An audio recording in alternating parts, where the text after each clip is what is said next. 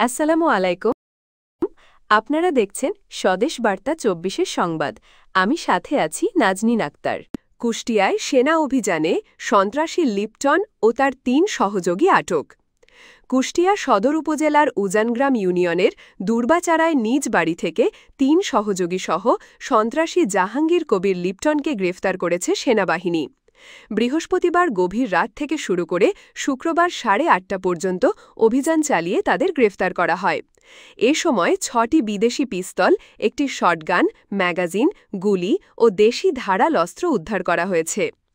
ঘটনাস্থলে থাকা কুষ্টিয়া আর্মি ক্যাম্পের সদস্যরা জানান, গোপন সংবাদের ভিত্তিতে লিপটনের বাড়িতে অভিযান চালিয়ে ৪ জনকে আটক করা হয়েছে। বিস্তারিত প্রেস বিজ্ঞপ্তির মাধ্যমে জানানো হবে। লিপটন দুর্বাচারা গ্রামের আজিজুর রহমানের ছেলে।